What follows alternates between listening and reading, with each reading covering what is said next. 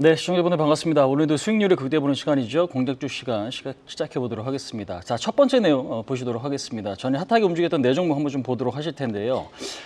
첫 번째로 금양을 한번 좀 보도록 하겠습니다. DR 발행으로 미국 장외거래 상장 예정이다. 29일 날 장외거래 시장에 좀 상장이 예정이 좀 돼 있는데 DR이라는 건 주식 예탁 증서죠. 그러니까 우리나라 기업이 해외에서 거래가 진행이 돼야 될 때는 이 DR 발행이 필수적으로 진행이 돼야만 거래할 수 있습니다. 근데 미국 쪽에 DR 발행이 되면 ADR이라고 우리가 이야기를 하죠.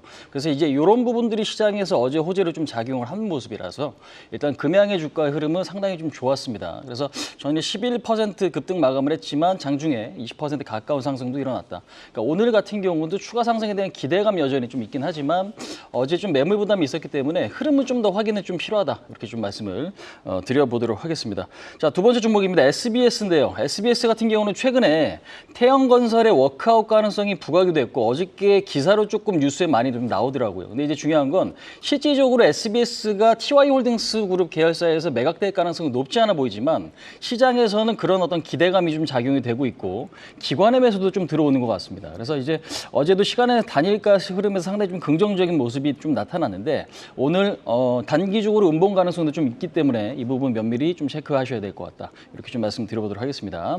자, 세 번째입니다. 한미반도체 한번 좀 보죠. 얼마 전에 제가 12월 중순에도 한번 관심주로 말씀드렸던 종목이죠. 근데 이제 사실 TC본도 쪽에서는 독보적인 기술력을 갖고 있고 특히나 칩2앤 TC본도 분야에서는 100% 독점을 하고 있는 그런 기업이기 때문에 HBM의 가장 큰 수혜주다라고 좀 보시면 되겠습니다. 그래서 전일 반도체 강세와 그다음에 지금 외국인들의 매수 이 부분이 좀 호재를 좀 작용한 모습인데 외국인들의 대량 매수가 어제 한 50만 주 이상 들어왔거든요.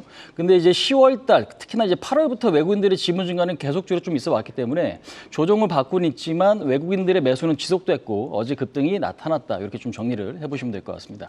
자, 마지막으로 포스코홀딩스 한번 보시겠습니다. 포스코 DX가 최근에 좀 강세를 좀 보이고 있죠. 그다음에 반도체 해기가스 생산에 따른 어떤 긍정적인 뉴스가 좀 나왔지만 여전히 본업에 대한 우려감이 아직은 좀 남아있는 것 같습니다. 그래서 매물 부담은 좀 다소 있긴 하지만 바닥을 잡아가는 그런 모습이기 때문에 기대 역시 해볼 만한 구간이 아닌가 이렇게 좀 말씀드려보도록 하겠습니다. 자, 개장 전 체크포인트 두 번째로 한번 보시도록 하겠습니다. 자, 첫 번째 내용은요. 쿠키런 킹덤이라고 하는 이제 게임. 지금 중국 서비스 개시가 이제 곧 시작이 될 텐데 오늘 좀 진행 예정입니다. 대부시스터즈에서 이제 개발한 게임이죠. 쿠키런 IP가 굉장히 지금 강력합니다. 근데 이제 중요한 부분은 뭐냐면 사전 예약을 7개월 동안 진행을 했습니다. 근데 사전 예약 지금 예약자가 1,000만 명이 넘었어요. 그러니까 그만큼 중국에서 지금 주목을 하고 있는 거고 우리나라 게임 중에 사전 예약이 1,000만 명이 넘어간 게임은 메이플스토리 M밖에 없거든요. 근데 이제 이런 부분들이 사실 시장에서는 좀 기대감 요인으로 좀 작용될 수 있는데 근데 특히나 최근에 중국 게임 산업에 대한 어떤 규제 가능성도 조금 있는 상태에서 약간 완화될 수는 있는 이런 어떤 흐름들을 해서 대부시스터즈에 대한 신작 기대감은 사실상 좀 있다라고 좀 보시면 될 것 같습니다. 그래서 이 부분도 하반 경직성이 있고 주가가 상승 탄력이 어느 정도 좀 강해질 수 있을 가능성도 염두에 두실 필요가 있다 이렇게 좀 말씀드려보도록 하겠습니다.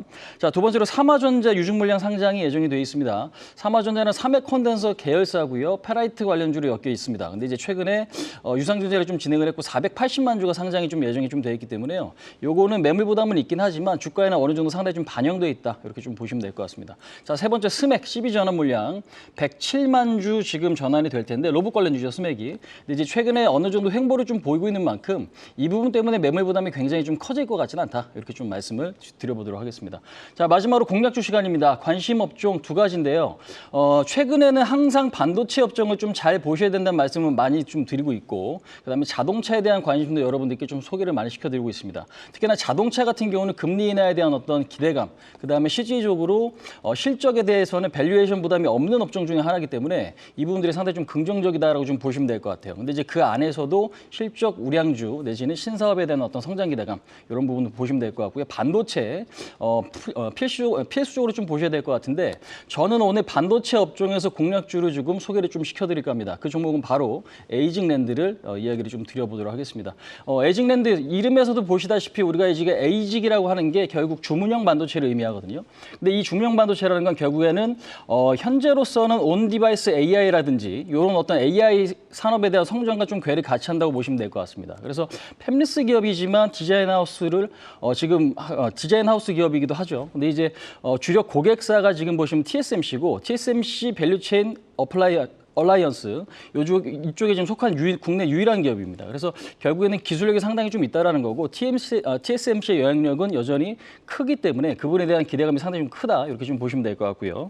그다음에 외국인 매수가 최근에 신규 성장 이후에 계속적으로 좀 강해지고 있습니다. 오히려 그러면서 52주 신고가가 나타났기 때문에 현재 52주 신고가에 대한 종목에 대한 관심은 여전히 좀 필요하다. 그래서 오늘 에직랜드에 대한 관심이 저는 좀 중요하다고 좀 말씀드리고 싶고요. 반도체 탄력은 상당히 좀 좋지 않을까 이렇게 좀 말씀드릴게요. 그래서 목표치는 단기 64,000원, 그다음에 손절 라인에 53,000원 정도 좀 잡고 대응을 하신다면 시장을 이길 수 있을 만한 종목이 아닌가 이렇게 좀 소개를 시켜드리도록 하겠습니다. 오늘 2023년 마지막 거래일입니다. 시청자분들 모두 성투하시기 바라고요. 저는 내년에 뵙도록 하고 지금까지 홍의진이었습니다.